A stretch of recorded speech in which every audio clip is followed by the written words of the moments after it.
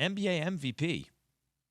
Jokic seemed to be headed, almost cruising towards his third MVP, consecutive MVP, even though he's not in a lot of people's top 5 in any of those seasons, right? But was about to win his third MVP.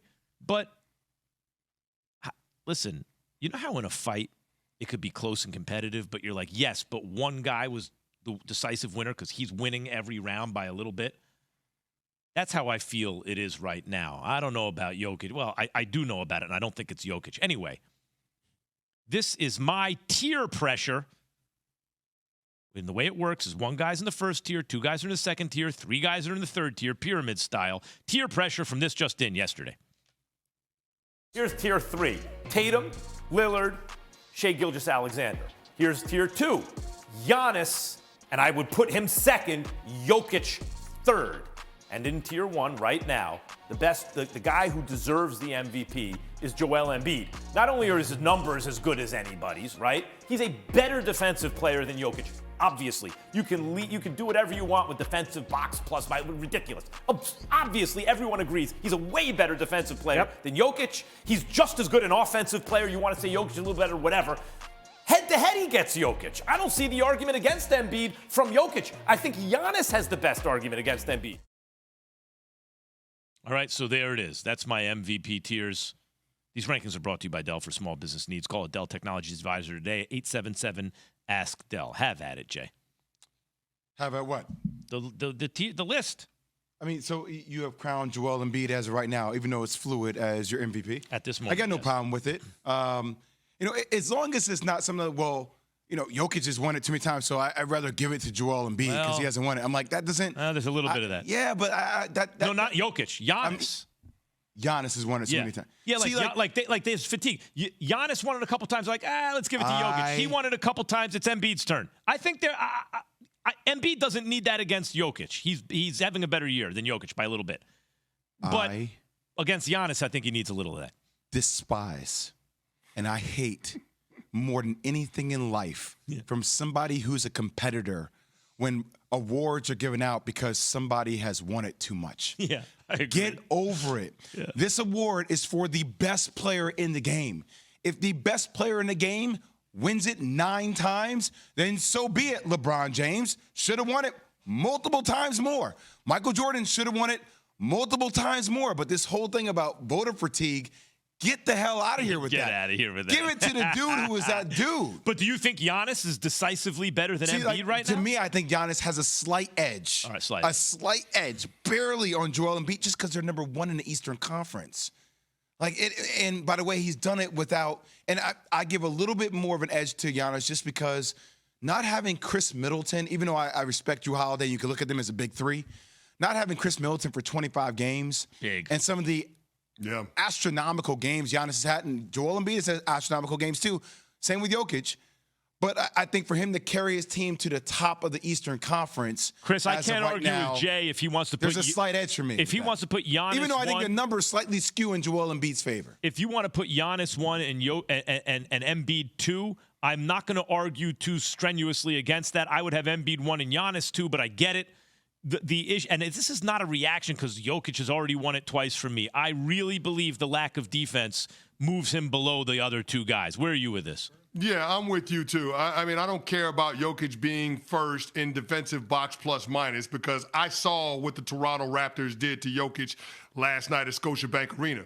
They were actively searching him out in the half-court sets in order to exploit Jokic's lack of defensive prowess. So he is a liability, not a net neutral, a liability on the defensive end. And when we're talking about giving out MVPs, I want a guy that can impact the game on both ends of the court. And you clearly get that from Giannis and Joel Embiid. I would probably lean toward Embiid just because I didn't think that he would be able to repeat what we saw last year and leading the league with scoring, and the guy has only gotten better when it comes to his offensive efficiency. So I would probably lean toward Embiid, but I'm with you. I think Embiid and Giannis are right there. I would have Jokic third. Jay, you said something that was interesting to me. You talked about the voter fatigue, and the MVP award is really a big component in terms of how we judge a lot of players in the annals of NBA history. How much of not wanting to give Jokic or anybody else,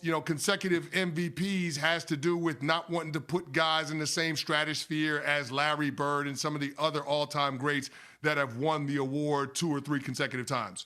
I mean, look, I always look at historical context, CC, and the numbers speak for themselves. I don't think looking at some of the historical greats who have done it, that would make me dismiss putting Jokic in that conversation if I didn't think he was going to live up to the altitude or the height of those historical greats, if that makes sense. No, I'm asking if the voters would do that, though. I'm asking, do you think the voters would do that? That's the problem with the voting. It's subjective. Like, there is no set criteria on who the MVP should be. And by the way, that fluidity is the problem with it, because it feels like each year that goalpost is moved. Is it like, and that's why we came up with our own criteria that we're going to go through eventually, where it's like, all right, let's set some standards here that each and every year we can have these marks and we can work off these marks instead of one mark meaning more one year than another, right? Is it about games played? Do you factor that into it? How many games if it's about games played? So, you should dig into some more details. Well, that's where Jokic has them. He's been a little more durable. Well, that's what it was with Joel Embiid the year before, right? Joel Embiid was hurt. Same thing. Jokic has been a little more durable, period, than Embiid. And so you could argue if it's that close, then the guy who plays more games, since it's stupidly a regular season award, with no But that's the same this year. Postseason considered. Same this year. Joel Embiid's played 54. Right. So Giannis has played 53, right, as opposed to Jokic's 60. But I would still say, if you can't defend to the extent that Jokic can't defend, and you're talking about a guy who defends at the level Embiid does, which I know it's hard for a modern center to be a great defender, but insofar as he's a wide-body 7-footer, he's excellent. I was going to get into the fact that Jokic leads the NBA in kicked balls. Have you heard about this? Like, it was something that really happened the other day. Jokic has 45 kick ball violations this year. He leads the league. Number 2 has 17. Right, so sounds like a stat that Draymond would lead the league in. Yeah, but you know what? As I agree that Jokic isn't the same type of defender as Joel Embiid or Giannis, to me, this is not an indication of that, because that's just a smart play sometimes. Sometimes if you see a pass, just give it a kick, stop the play. Do you understand? I don't think that deems as or are you out of position defensively? Oh, sure, but a lot of times players are out of position defensively, right? But do they result in kick balls? Because it's only 17 if there's a whole bunch of players out of position all the time.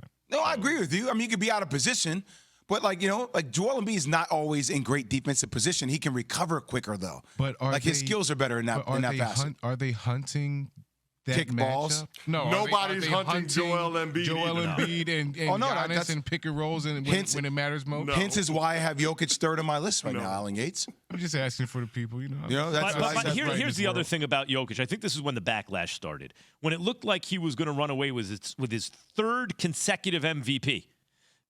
The guys who have done that in the past, like Larry Bird, and I know now it's like Larry or Magic. I'm just telling people who lived through that era. That really was not a thing. Larry Bird was considered the best player in the NBA by quite a bit. And in fact, his competition was probably Moses Malone, even though Malone was starting to get older, right? But that was the guy who Larry took it over from, really. But the point is, he won 3 in a row. Larry Bird is one of the very greatest players ever. He was always considered either the best or in certain years, maybe the second best player in the league. Jokic has never been considered the best player in the league by anyone. Usually not in most people's top 3. Oftentimes floating in and out of most people's top 5. Has Joel Embiid been in your top 3? Joel Embiid, no. I would say for most people, has he been in your top 5?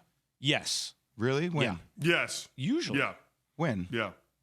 Last couple of years, Embiid top 5. No, I'm asking you to tell me. When has Joel Embiid been in your top 5 players in the league? Give me your top 5 players in the league. Right now, you want him?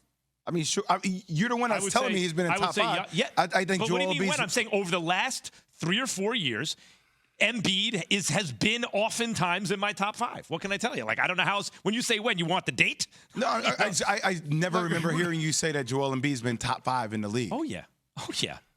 Absolutely. Yeah, I just don't recall that. That's I'm just pinning you down on it. We're talking about it because I think Joel Embiid is one of the most gifted players in the league. I have not said he's top 5. I haven't said he's top 5. Really? Max, he's trying to pin you down like his collar on his vest. I'm just asking. I'm just asking, Max. I mean, it's one thing when you just say, yeah, it's been top 5. I'm asking you, like, when you have named Joel Embiid top 5, and who have you put him over? I'm just curious. How do I answer that question? How would you you want the date or like what? Yes, I have oftentimes on this show mentioned Joel Embiid as a top 5 player. Absolutely. And in fact, the guys who, and now, is he top 3? No. Does he also float in and out of my top 5? Yes. Because there's one guy, LeBron James, who until very recently was holding down the top spot. Another guy in KD. Are you putting him over Giannis? Nope. Are you putting him over Steph? No. Are you putting him over Kevin Durant? No. You putting him over LeBron?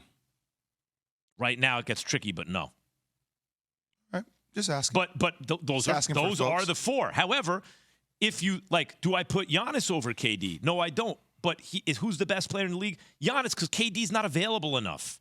LeBron's not available enough. So availability matters. So Jokic is always available. Yes, he is. And that gives him some extra gives him some extra credit. So if you said who's the best player in basketball, I think everyone would say Giannis. But if you said when healthy who's the best player in basketball, to me it's KD. And by the way, it ain't that close. But okay. So Embiid basically plays most of full seasons, right? Since he had a slow start with injury to start his career. And as a result, someone who I might like when he's healthy more, like KD or LeBron, I can't put ahead of him. Luka? It's a good one. Because Luka's a worse defender than Jokic. He is awful. But, man, when he has that ball in his hands. Boy, we did see Luka in the Western Conference Finals last year. Yeah, he's a bad dude. He's a bad dude. So, I just started throwing, here's what I'm going to say. Yeah. Here's what I'm going to say live. Alan Yates is my boy. Mm-hmm. Alan Yates on the show, we talk hoops. I call him every day pretty much. We talking hoops. The one thing I always use as a caveat, the thing that I think works against Joel Embiid that shouldn't work against him, is the fact that this lack of productivity in the playoffs, which a lot of it is centered around Doc Rivers, man. Yeah, it's about 100%. How he's utilized. And you start seeing how the offense in Michael Malone is ran through Jokic every possession, how the offense is ran through Giannis every possession, how the offense is ran through Luka every possession. Like KD drops in and out because his talent is overall the best skill set in the game, how the offense is ran through LeBron. And I'm wondering when Doc Rivers is going to make that thing to make the offense run through Joel Embiid. And Embiid, as diverse as his skills are on offense and defense, the ball's out of his hands by historical standards, he's less of a bring the ball up big guy, right, than even Jokic, but especially Giannis. It shouldn't work against him. Yeah, and Embiid was at the mercy of Ben Simmons and or James Harden in postseasons, guys. Let's not forget that, too. That's a great point. All right. He had a apparently limitless future on a good young team, by the way. And now, all of a sudden, just like that, will we see him the rest of this year? Here is Marc J. Spears, Anscape senior writer on the Hoop Collective, about Ja's status.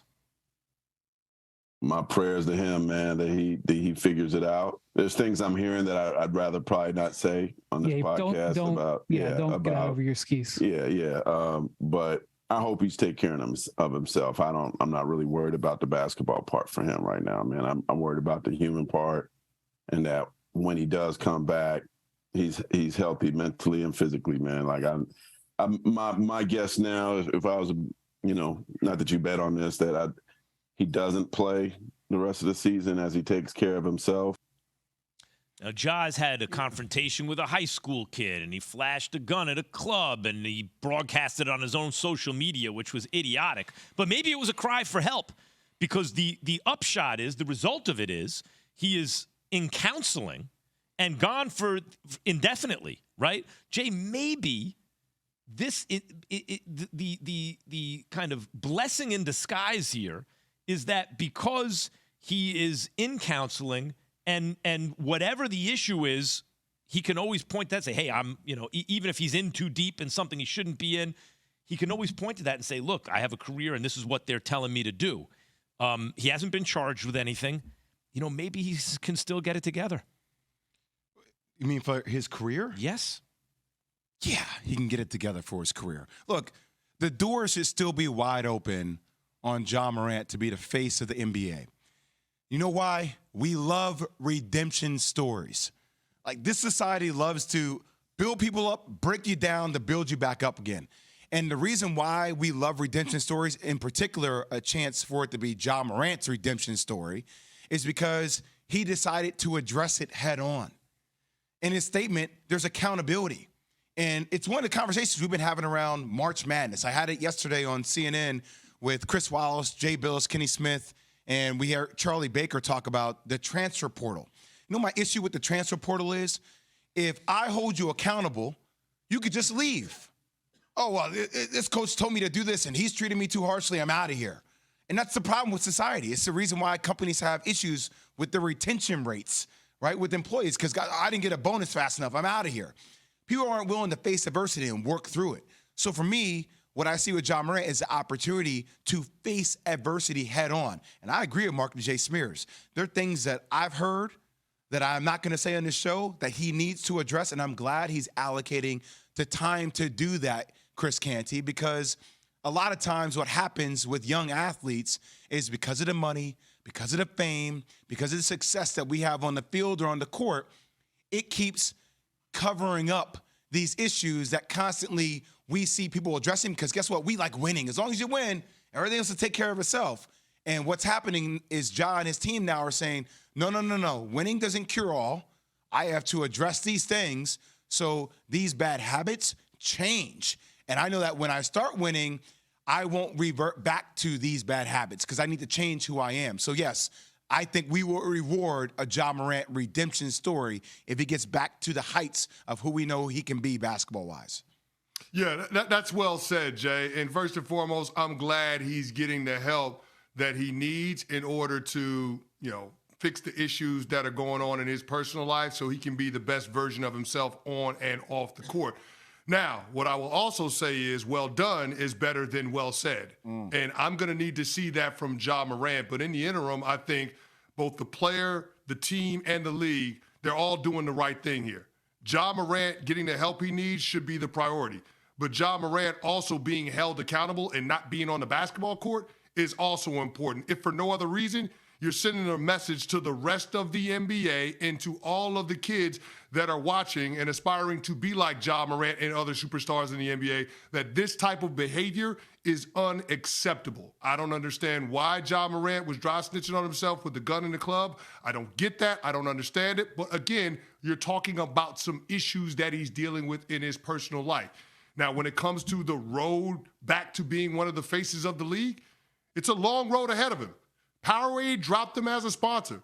Nike is continuing their relationship, but they're probably putting a pause on their release of that signature shoe. Like, we're going to have to see Ja Morant, in the changes that he's made in his personal life and the fruit of that before we're going to buy into him being one of the faces of the league. He's already a star player. He's a really good basketball player, but being one of the faces of the league is not just about being good on the basketball court. It's being good for business. And what Ja Morant did, the behaviors that he's exhibited over the past year and a half with multiple incidents in brandishing a gun, it's hard to say that behavior is good for business. Think back to 2009 when the NBA decided, hey, we're going to take Gilbert Arenas off the court for 50 games. You're not going to see him for the rest of the regular season. Why? Because he's bad for business and bringing guns to a locker room. Think about what David Stern, the former commissioner, did with Carmelo Anthony, is sitting down and talking to him and saying, your behavior is not good for business. You're messing with a corporation. Well, that's what Ja Morant was doing with his social media post and, an understanding that detrimental impact to the business of the NBA. So I think there is a long road to Ja Morant getting back to being the face of the NBA or one of the faces, but I do think it's something that Ja Morant can do. That's right. I think that's well said. It's not theoretically impossible, but it's going to take there's a long, long road ahead. I will remind people, Michael Vick actually went to prison for dogfighting, came back and was a real redemption story because everyone could tell from the way he was talking and behaving that he had worked on himself genuinely, not just paid lip service to it, and he played well. Had he played like he did with the Falcons, he'd have been an even bigger star. So Ja is still young. He's not coming back from injury, anything like that. He's still ascending. And this country likes nothing more than a redemption story, as Jay said. Thanks for watching ESPN on YouTube. For live streaming sports and premium content, subscribe to ESPN Plus right now.